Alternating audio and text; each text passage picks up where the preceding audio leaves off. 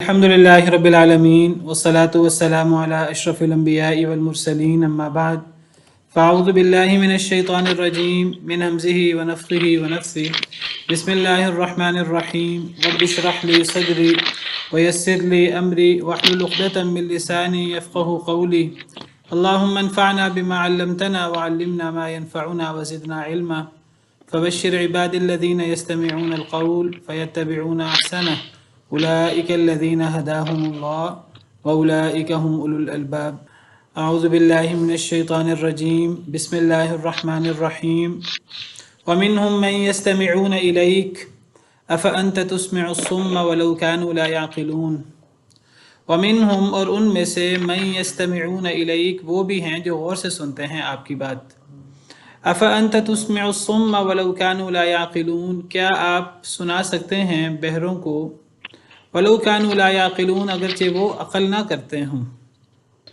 کیا پس آپ سنا سکتے ہیں بہروں کو الصم یہ جمع ہے اصم کی اور اصم کہتے ہیں عربی زبان میں بہرے شخص کو تو اس کی جمع ہے صم صاد کے ساتھ اس کا مطلب زیادہ بہرے لوگ تو یہاں اللہ تعالیٰ گویا کہ یہ فرما رہے ہیں کہ اے نبی صلی اللہ علیہ وسلم جب آپ واعظ کرتے ہیں نصیحت کرتے ہیں کفار کو تو آپ کو لگتا ہے کہ کفار سن رہے ہیں آپ کی بات لیکن وہ ظاہراً سن تو رہے ہوتے ہیں لیکن وہ بات ان کے کانوں سے ہو کر ان کے دل تک نہیں پہنچ رہی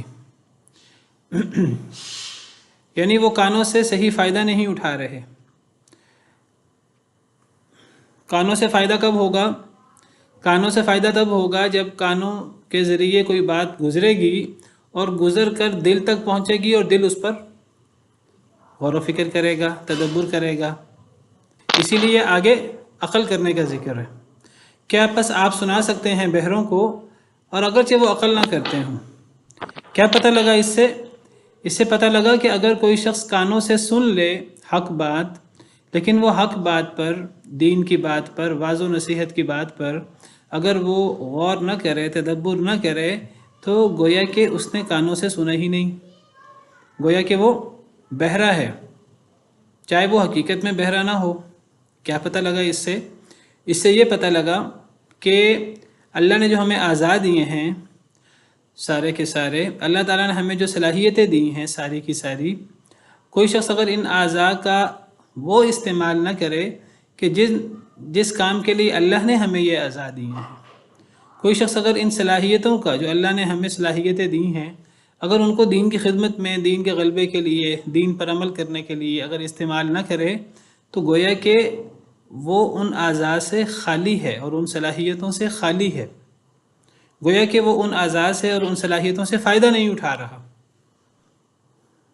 اسی لیے یہاں اللہ تعالیٰ کفار کو بہرا کہہ رہے ہیں بہرا کون ہوتا ہے جس کے کان نہ ہوں یا جس کے کان ہوں لیکن وہ ان سے سن نہ سکے اب یہ سن رہے ہیں حالانکہ یہ نہیں کہ یہ بہرے ہیں یہ حقیقت میں ظاہری طور پر یہ بہرے نہیں ہیں لیکن اللہ فرماتے ہیں کہ یہ چاہے حقیقت میں بہرے نہ ہوں لیکن یہ بہرے ہیں وجہ کیا ہے کیونکہ یہ جو نبی صلی اللہ علیہ وسلم سے قرآن سن رہے ہیں جو نبی کریم صلی اللہ علیہ وسلم سے نصیحت کی بات سن رہے ہیں اللہ سے ڈرنے کی بات سن رہے ہیں دین اسلام قبول کرنے کی بات سن رہے ہیں نہیں ایمان لا رہے دل تک بات نہیں پہنچ رہی تو گویا کہ ایسا شخص بہرا ہے اس سے پتہ لگا کہ اگر اللہ نے کسی کو صلاحیتیں دی ہیں کسی کو بڑی ذہانت دی ہے بڑی عقل مندی دی ہے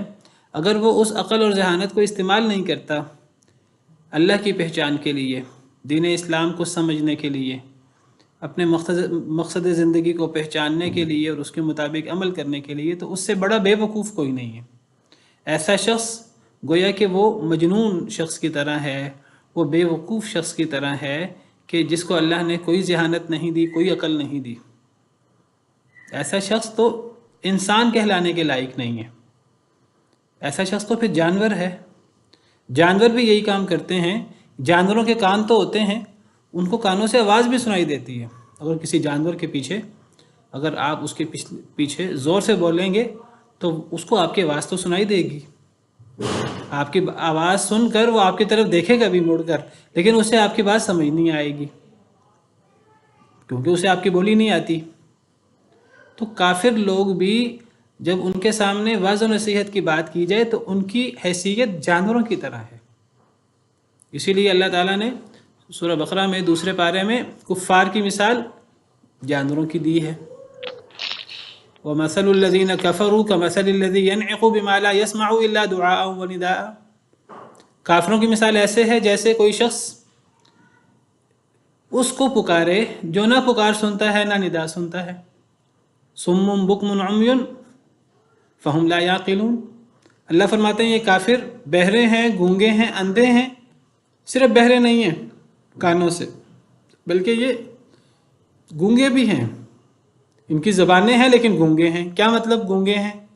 یعنی ان کی زبان سے حق بات نہیں نکلتی، ان کی زبان سے لا الہ الا اللہ نہیں نکلتا جو اللہ کو مطلوب ہے، جو اللہ کو پسند ہے۔ اندھے ہیں، اندھے کیسے ہیں؟ آنکھیں تو اللہ نے دی ہیں لیکن آنکھوں سے اللہ کی نشانیوں کو دیکھ کر اللہ کی پہچان نہیں ہو رہی۔ نبی کریم صلی اللہ علیہ وسلم کو دیکھ کر، اللہ کی بڑی بڑی نشانیوں کو دیکھ کر، معجزات کو دیکھ کر جادو کہہ کر انکار کیے جا رہے ہیں، انکار کیے جا رہے ہیں، گویا کہ یہ بینا نہیں ہیں، یہ نابینا ہیں۔ صُمٌّ بُكْمٌ عُمْيٌ فَهُمْ لَا يَعْقِلُونَ۔ یہ بہرے ہیں، گونگے ہیں، اندھے ہیں، عقل نہیں کرتے۔ عقل کا ذکر ہے۔ عقل کا ذکر کیوں ہے؟ یہ نہیں فرمایا کہ صُمٌّ بہرے ہیں، سنتے نہیں ہیں، عُمْيٌ بُكْمٌ گونگے ہیں، بولتے نہیں ہیں۔ اصل میں دل چونکہ تمام اعضاء کا سردار، آپ سمجھ لیجئے، انسان کوئی بات کانوں سے سنتا ہے تو وہ نفع بخش تب ہوتی ہے جب وہ بات کانوں سے گزر کر دل تک پہنچے، دل غور و فکر کرے۔ انسان کوئی چیز آنکھوں سے دیکھتا ہے تو وہ میسیجز، وہ پیغامات آنکھوں سے دل تک پہنچتے ہیں، دل غور و فکر کرتا ہے۔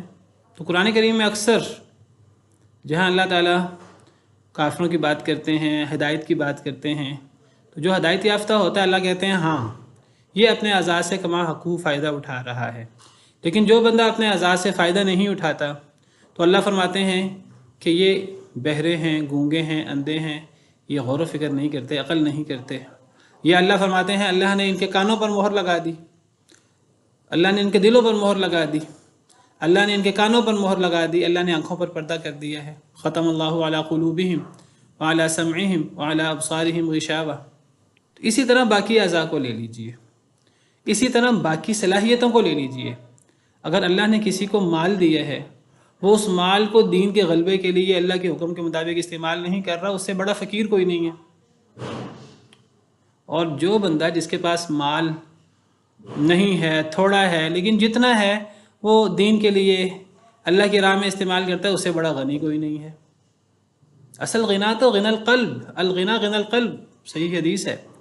الفقر فقر القلب، اصل غنا اور اصل فقیری تو دل کی ہوتی ہے۔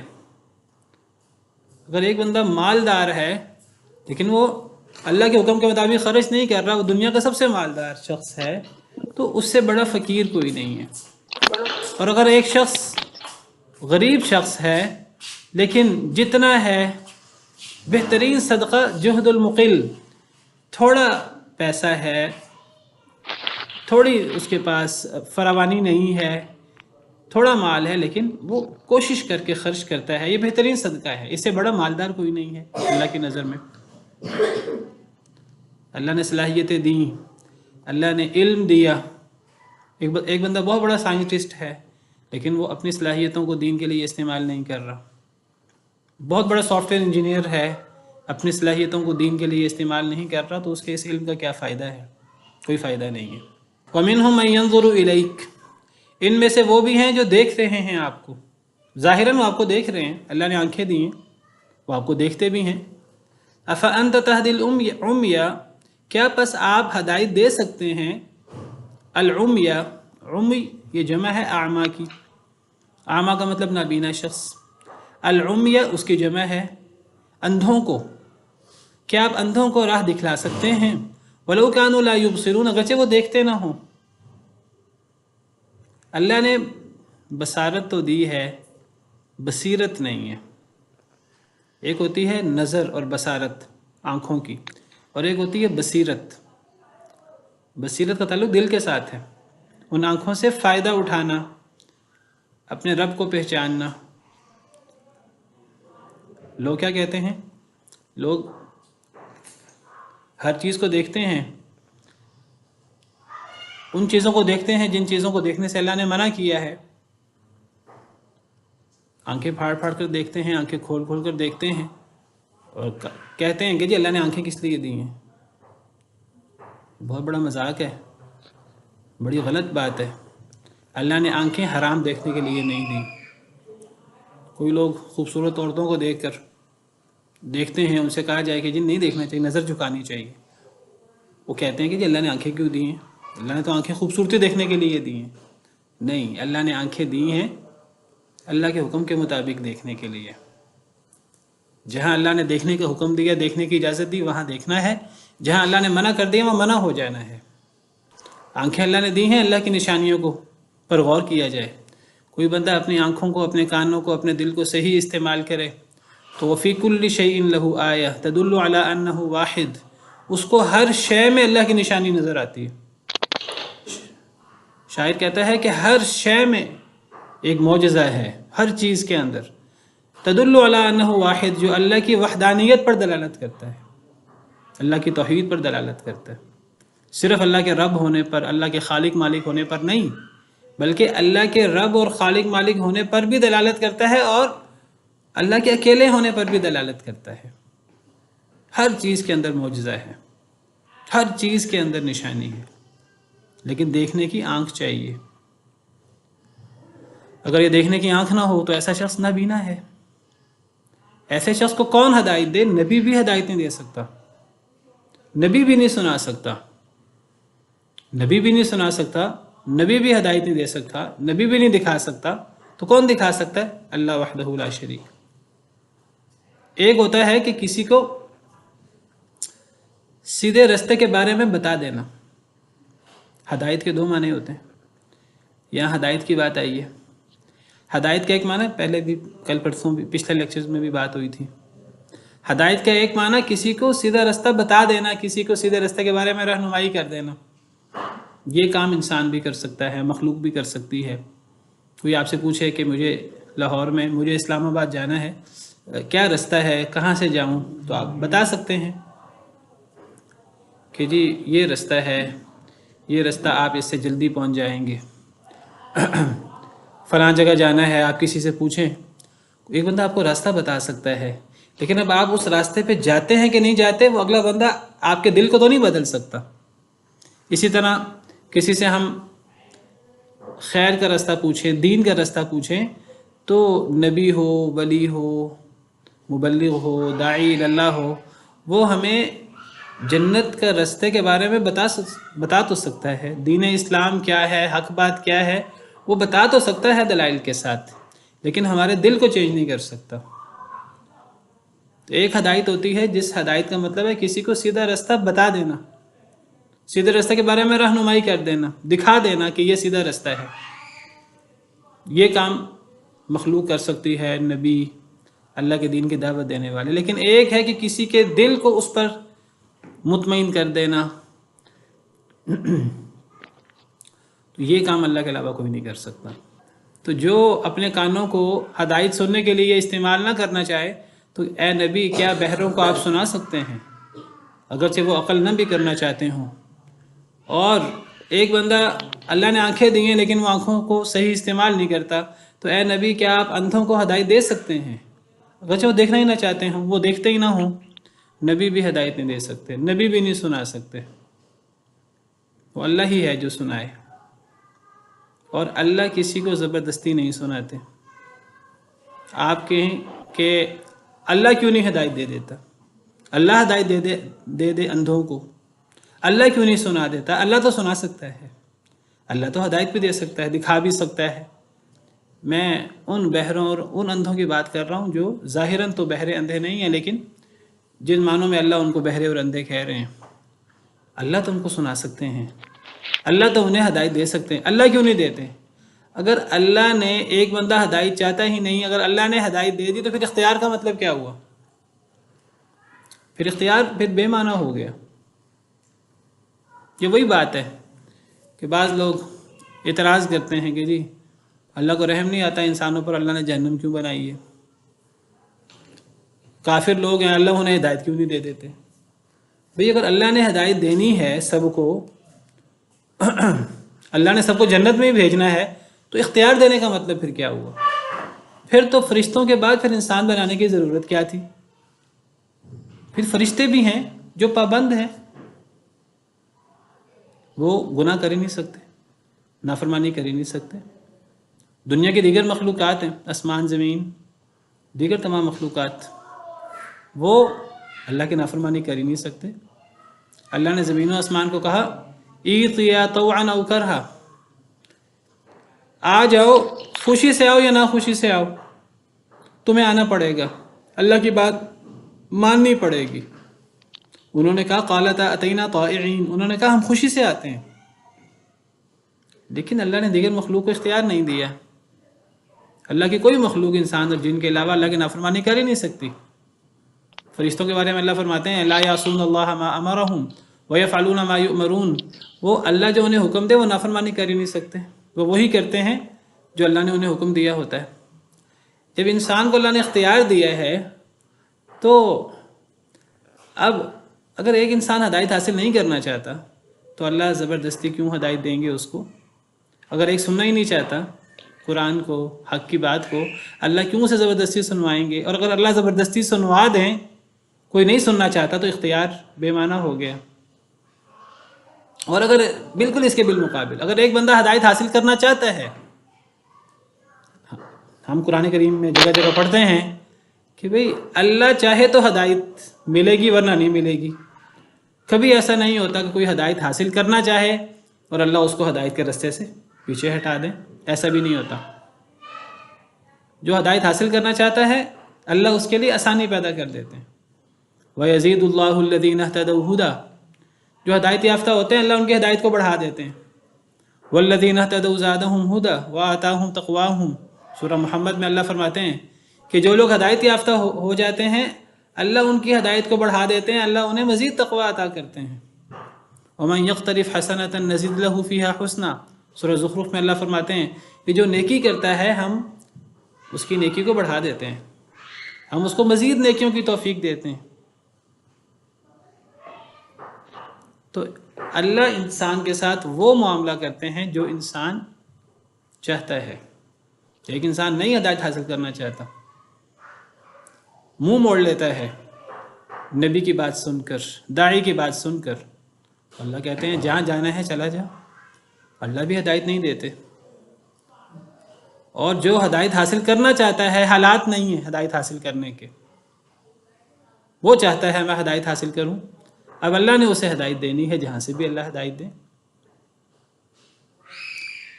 ولیوں کے گھر شیطان پیدا ہو جاتے ہیں، اگر نہیں ہدایت حاصل کرنا چاہتے تو نہ کریں۔ نبیوں کا گھر اور وہ ماحول بھی ان کے لیے فائدہ مند نہیں ہوتا، سیدنا نوح علیہ السلام کا بیٹا، اور شیطانوں کے گھر بھی ولی پیدا ہو جاتے ہیں۔ اگر اللہ نے ہدایت دینی ہے، وہ اگر ہدایت چاہے تو حضرت آسیہ فرعون کی بیوی، اللہ نے ہدایت دے دی، ہدایت حاصل کرنا چاہتی تھیں، اللہ نے رستے آسان کر دیے۔ تو بہرحال اس دنیا میں جو شخص اپنے اعضاء کو اللہ کے حکم کے مطابق استعمال کرے تو وہ ان اعضاء کا صحیح استعمال کر رہا ہے۔ جو شخص اپنی صلاحیتوں کو اللہ کے دین کے غلبے کے لیے استعمال کرے تو وہ گویا کہ اللہ نے اسے وہ صلاحیت دی ہے۔ کسی کو اللہ نے عقل دی ہے، کسی کو ذہانت دی، کسی کو کوئی ہنر دیا، کسی کو کوئی ہنر دیا، تو وہ پھر اگر وہ اللہ کے دین کے لیے اللہ کی رضا کے مطابق استعمال کر رہا ہے تو گویا کہ وہ اس صلاحیت کا صحیح فائدہ اٹھا رہا ہے۔ لیکن جو اپنی صلاحیتوں کو، اپنے اعضاء کو اللہ کے حکم کے مطابق استعمال نہیں کر رہا تو سمجھیے کہ اس کے اندر وہ عضو، وہ صلاحیت نہیں ہے۔ پھر اللہ فرماتے ہیں ان اللہ لا یظلم الناس شیئا، وَلَكِنَّ النَّاسَ أَنفُسَهُمْ يَظْلِمُونَ، بے شک اللہ تعالیٰ نہیں ظلم کرتے لوگوں پر کچھ بھی۔ اب نبی دین کی بات سنا رہے ہیں، دعوت دے رہے ہیں، اگلا بندہ نہیں سن رہا، کان لپیٹ کے بیٹھ گیا ہے، نہیں سننا چاہتا نہ سنے۔ نبی دعوت دے رہے ہیں، واعظ و نصیحت کر رہے ہیں، دین کی طرف دعوت دینے والے واعظ و نصیحت کر رہے ہیں، اگلا بندہ نہیں دیکھنا چاہتا، نہیں ہدایت حاصل کرنا چاہتا، تو گمراہ ہوگا، گمراہ ہو کر جہنم میں جائے گا۔ اللہ فرماتے ہیں کہ اللہ کا کوئی ظلم نہیں ہے۔ اب وہ جو کڑی ترین سزا ملے گی اسے، دنیا اور آخرت تباہ ہو گئی اس کی، اللہ فرماتے ہیں اللہ نے کسی پر کچھ بھی ظلم نہیں کیا۔ یہ وہی بات جو کفار اعتراض کرتے ہیں، ملحدین اعتراض کرتے ہیں کہ بھئی اللہ نے جہنم بنا دی، اتنی سخت سزا۔ بھئی اللہ نے بتا دیا ہے کہ فلاں جرم کی اتنی سخت سزا ہے، یا تو اللہ بتائے بغیر دے۔ اللہ نے ہر چیز واضح کر دی ہے، ایک دفعہ نہیں 100 دفعہ واضح کر دی۔ قرآن کریم پڑھیں تو صحیح، جب اللہ نے واضح کر دی ہے، اب اگر کوئی نہیں مانتا تو وہ اپنے عمل کا خود ذمہ دار ہے۔ اللہ فرماتے ہیں اِنَّهُ مَن يُشْرِكْ بِاللَّهِ فَقَدْ حَرَّمَ اللَّهُ عَلَيْهِ الْجَنَّةَ، جو اللہ کے ساتھ شرک کرے گا اللہ نے جنت حرام کر دی ہے، جنت کی خوشبو بھی نہیں پا سکتا۔ اللہ جو چاہے معاف کر دیں، اللہ شرک کو کبھی معاف نہیں کریں گے۔ ان اللہ لا یغفر ان یشرک بہ ویغفر ما دون ذلک لمن یشاء۔ اللہ نے بتا دیا کہ یہ فلاں فلاں عمل کا یہ جرم ہے، یہ اس کی سزا ہے۔ جو بندہ حق بات کو چھپاتا ہے، قیامت کے دن اسے آگ کی لگام پہنائی جائے گی۔ اب اگر کسی کو سزا ملے قیامت کے دن تو وہ کہ یہ تو بڑی سخت سزا ہے، بھائی اللہ نے بتا دی ہے پہلے، ایک دفعہ نہیں، اللہ تعالیٰ نے تو بہت دفعہ بتا دیا ہے۔ ایک بندہ ایمان نہیں لاتا نبی کریم صلی اللہ علیہ وسلم کے آنے کے بعد آپ پر،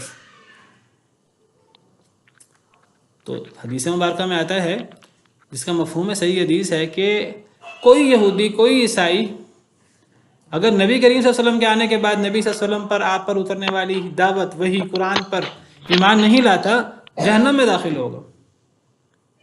اب کوئی کہے کہ نہیں میں تو حضرت عیسیٰ کو مانتا تھا، میں تو حضرت موسیٰ کو مانتا تھا، میں تو تورات انجیل کو مانتا تھا۔ اللہ نے بتا دیا ہے وَمَن يَبْتَغِ غَيْرَ الْإِسْلَامِ دِينًا فَلَن يُقْبَلَ مِنْهُ وَهُوَ فِي الْآخِرَةِ مِنَ الْخَاسِرِينَ، جو اسلام کے علاوہ کوئی اور دین تلاش کرے قبول نہیں ہوگا اور وہ آخرت میں خسارہ اٹھانے والوں میں سے ہوگا۔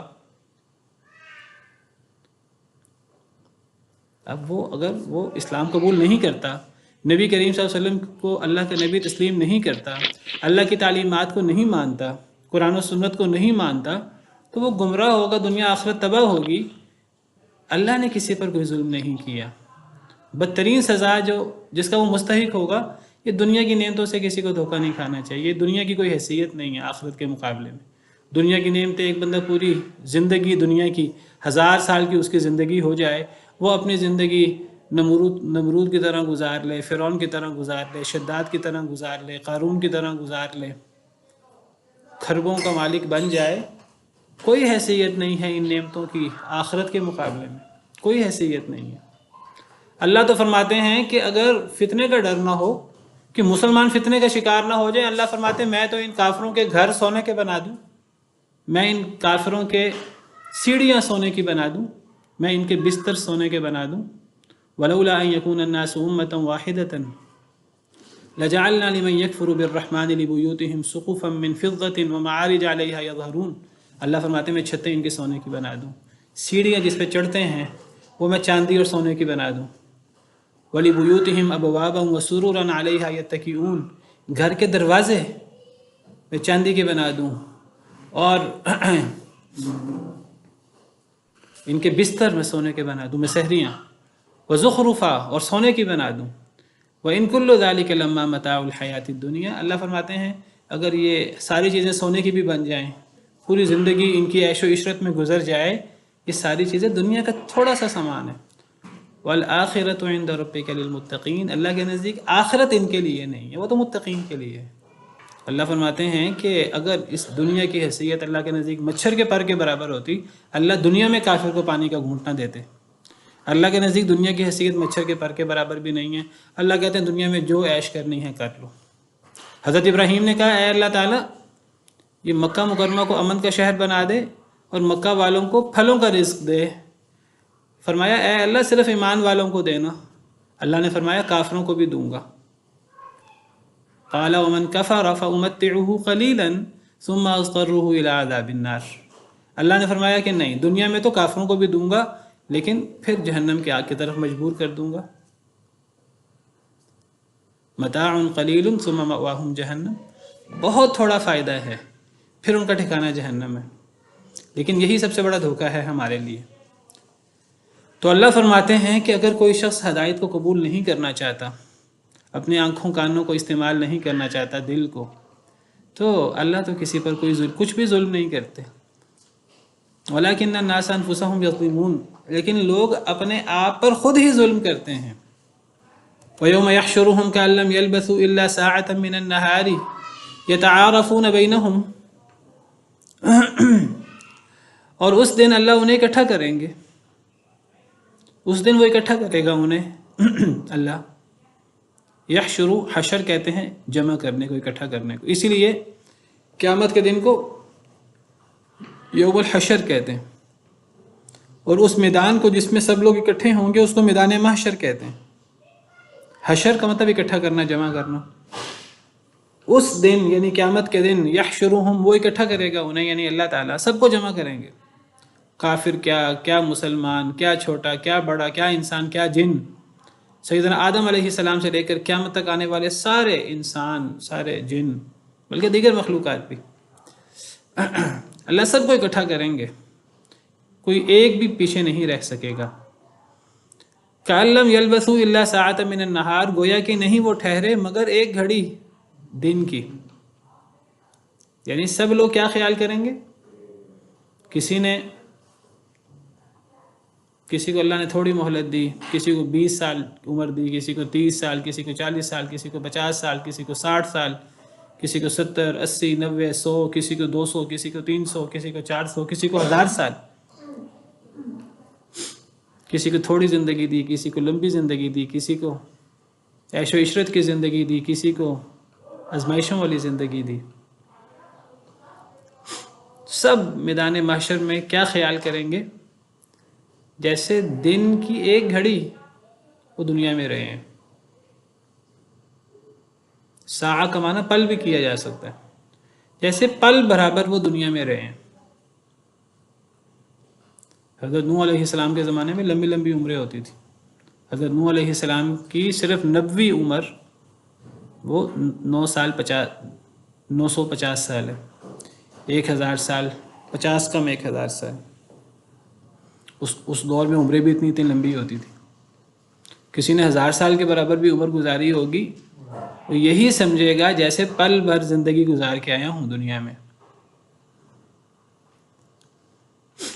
اس دن وہ اکٹھا کرے گا انہیں اللہ تعالیٰ۔ ہر بندہ کیا خیال کرے گا؟ گویا کہ نہیں وہ ٹھہرے یعنی دنیا میں الا ساعۃ من النہار، دن کی ایک گھڑی۔ یتعارفون بینہم، وہ ایک دوسرے سے تعارف کریں گے۔ دنیا میں جو ایک دوسرے کو پہچانتا ہوگا آخرت میں بھی پہچانتے ہوں گے وہ ایک دوسرے کو۔ بہت لمبا دن ہے، بہت لمبا دن ہے، بہت مشکل دن ہے۔ کافروں کے لیے تو 1000 سال کا دن، ایک دن۔ کافروں کو تو 50,000 سال کا لگے گا۔ مسلمانوں کے لیے آسان ہوگا، جلدی گزر جائے گا۔ اللہ کے بھی اپنی قدرتیں ہیں، اپنی حکمتیں ہیں، اپنے فیصلے ہیں۔ دنیا کے اندر ہمیں ایک وقت لمبا ہوتا ہے، بڑی جلدی گزر جاتا ہے نعمتوں والا۔ مشکل وقت وہ کاٹے نہیں گزرتا۔ کسی کا انتظار کر رہے ہوں، 5 منٹ انتظار کرنا مشکل ہو جاتا ہے۔ تکلیف کا وقت وہ کاٹنا مشکل ہو جاتا ہے، لیکن عیش و عشرت کا وقت، نعمتوں کا وقت وہ پلک جھپکنے میں گزر جاتا ہے۔ دنیا میں خوشی کا وقت لوگوں کے لیے آسانی سے گزر جاتا ہے، مشکل کا وقت لوگوں کے لیے لیٹ گزرتا ہے۔ یہی کیفیت قیامت کی ہوگی۔ کافروں کے لیے تو بہت لمبا دن، بہت لمبا دن، بہت مشکل دن۔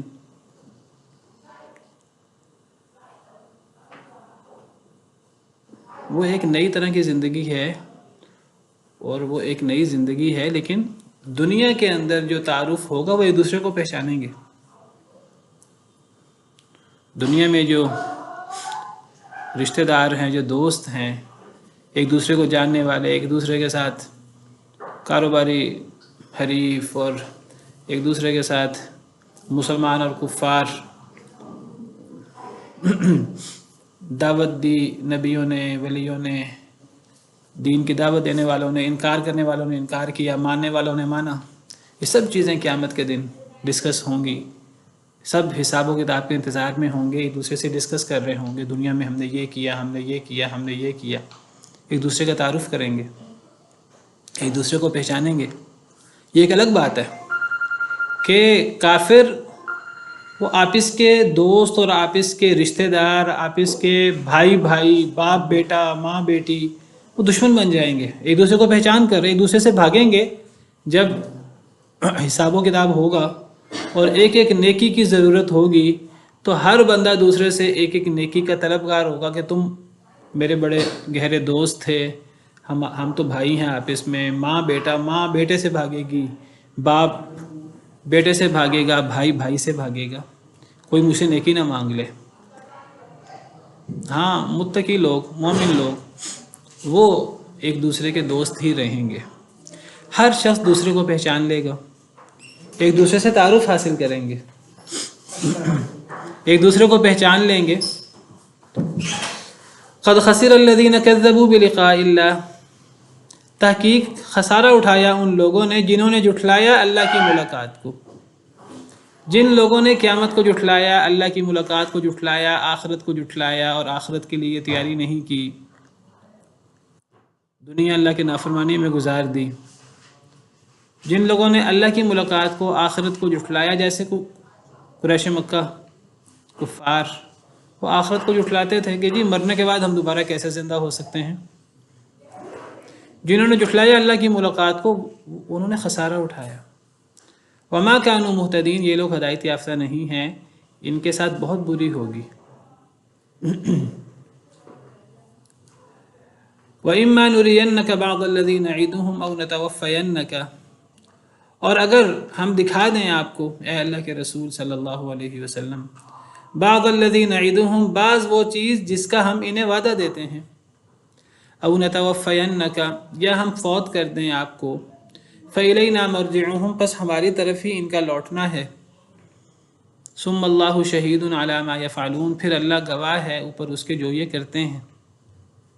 بہت بڑی ڈانٹ ہے، بہت غور کرنے کا مقام ہے۔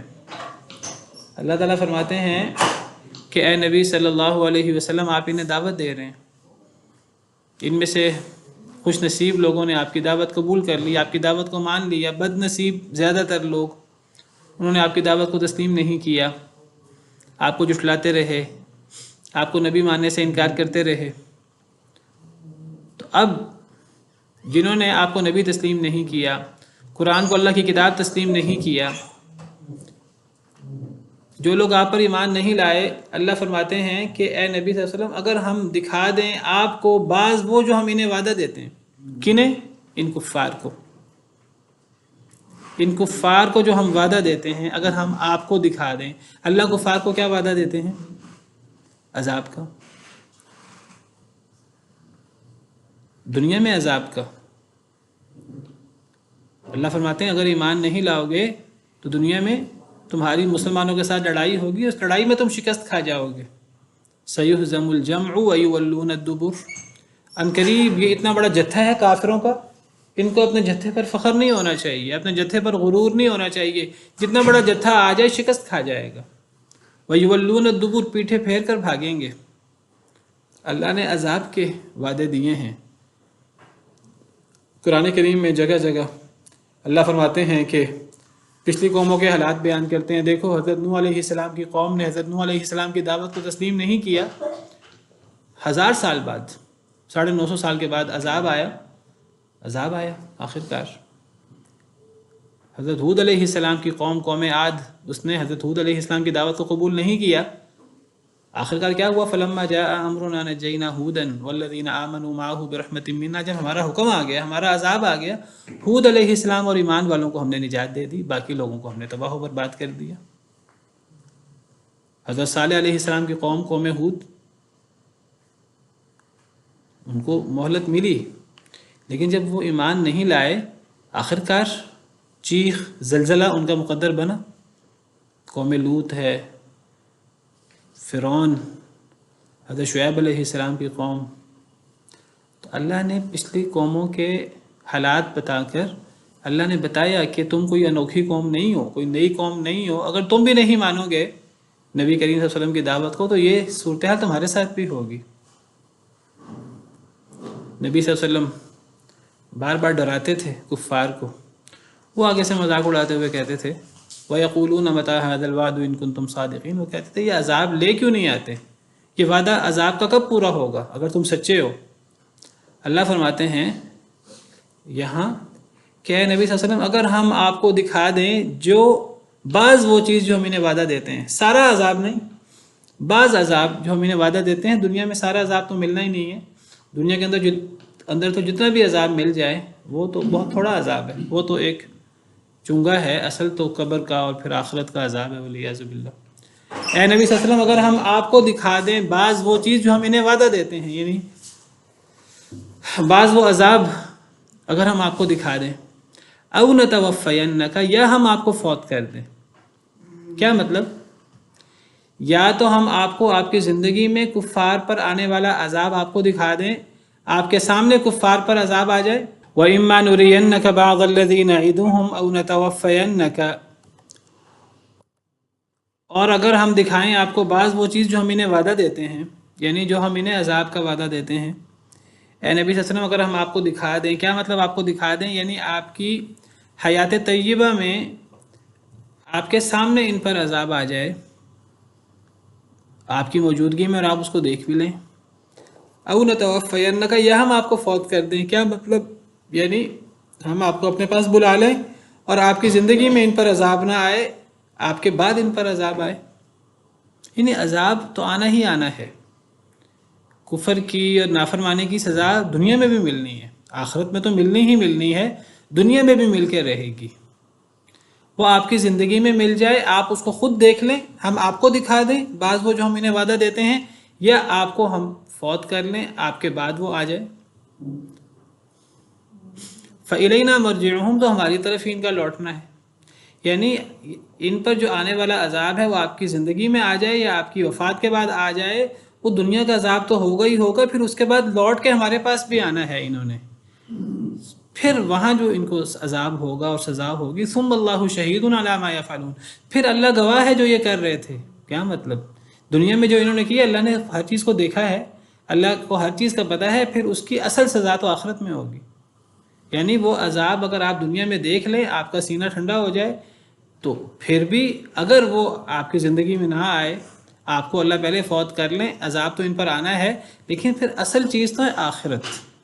آخرت میں تو انہوں نے پھر ہماری طرف لوٹ کر آنا ہی آنا ہے، اور اللہ ان کے دنیا کے اعمال سے پوری طرح واقف ہے، اللہ نے اس کا پورا بدلہ دینا ہے۔ اللہ نے کفار، جو بڑے بڑے کفار کے سردار تھے، اللہ نے نبی صلی اللہ علیہ وسلم کو بعد میں دکھایا۔ یہ سورہ یونس مکی صورت ہے، جنگ بدر میں بڑے بڑے کفار جو ہیں وہ جہنم رسید ہوئے، کفر کے بڑے بڑے امام، اللہ نے وعدہ دے دیا تھا سورہ قمر میں اور دیگر صورتوں میں، سیہزم الجمع ویولون الدبر، یہ اپنے آپ کو کہتے ہیں ہم بہت تعداد میں ہیں، ہم سینکڑوں ہزاروں ہیں، ہمیں کون شکست دے سکتا ہے؟ جب نبی صلی اللہ علیہ وسلم سناتے کہ جی پچھلی قوموں پر اللہ کا عذاب آیا، یہ کہتے تھے ہم تو اتنے زیادہ ہیں، تم مسلمان ہمیں کیسے شکست دے سکتے ہو، ہم پر کیسے عذاب آ سکتا ہے؟ اللہ نے فرمایا کہ عنقریب یہ جو جتھا ہے یہ شکست کھا جائے گا، عنقریب یہ پیٹھے پھیر کر بھاگیں گے۔ تو اب یہ عذاب نبی صلی اللہ علیہ وسلم کی زندگی میں آئے گا یا آپ کے بعد آئے گا، اللہ نے ہر چیز تو پہلے نہیں بتائی۔ نبی صلی اللہ علیہ وسلم کی بھی آزمائش تھی، کفار کی بھی آزمائش تھی۔ تو اے نبی صلی اللہ علیہ وسلم، اگر آپ کی زندگی میں ان پر اللہ کا عذاب آ گیا، آپ اس کو دیکھ لیں، ہم آپ کو دکھا دیں، یا ہم آپ کو فوت کر دیں، عذاب تو ان پر دنیا میں آنا ہے، انہوں نے ہماری طرف لوٹ کر آنا ہے، پھر اللہ ان کے اعمال سے پوری طرح باخبر بھی ہے، وہاں اصل سزا تو آخرت میں ہے۔ وَلِكُلِّ أُمَّةٍ رسول، اور ہر امت کا ایک رسول ہوتا ہے۔ ہر امت میں کوئی نہ کوئی ڈرانے والا، کوئی نہ کوئی ہدایت دینے والا، کوئی نہ کوئی رسول ہوتا ہے۔ وَإِن مِّنْ أُمَّةٍ إِلَّا خَلَا فِيهَا نَذِيرٌ، کوئی ایسی جماعت، کوئی ایسی قوم نہیں گزری مگر اس میں کوئی ڈرانے والا گزرا ہے۔ ہر امت میں کوئی نہ کوئی رسول ہوتا ہے۔ فَإِذَا جَاءَ رَسُولُهُمْ قُضِيَ بَيْنَهُمْ بِالْقِسْطِ وَهُمْ لَا يُظْلَمُونَ، پس جب آ جاتا ہے ان کا رسول، قُضِيَ بَيْنَهُمْ بِالْقِسْطِ، فیصلہ کر دیا جائے گا ان کے درمیان انصاف کے ساتھ، وَهُمْ لَا يُظْلَمُونَ، اور یہ ظلم نہیں کیے جائیں گے۔ ہر امت کا ایک رسول ہے۔ جب ہر امت میں رسول آتا ہے تو ایک بہت بڑی ذمہ داری اس پوری امت، اس پوری قوم پر آ پڑتی ہے۔ کیا ذمہ داری قوم پر آتی ہے؟ وہ قوم اللہ کے ساتھ ایک وعدے میں بندھ جاتی ہے۔ کیا وعدہ ہوتا ہے؟ کہ اس رسول کو اللہ کا رسول، اللہ کا نبی ماننا ہے، اور اس رسول پر اترنے والی وحی، اللہ کے پیغام کو، اللہ کی ہدایت کو تسلیم کرنا ہے۔ اگر تسلیم کرو گے تو دنیا آخرت میں کامیاب ہو جاؤ گے، اگر نہیں کرو گے تو دنیا آخرت میں تباہ ہو جاؤ گے۔ نبی کے آنے سے امت آٹومیٹک اللہ کے ساتھ ایک معاہدے میں بندھ جاتی ہے۔ اگر کوئی امت نبی کے آنے کے بعد بھی اپنی اصلاح نہ کرے، کفر کرے، نبی کے ساتھ، اللہ کی وحی کے ساتھ انکار کرے، تو پھر کیا ہوگا؟ ہر امت کا ایک رسول ہوتا ہے۔ جب رسول آ جاتا ہے، جب رسول آ جائے گا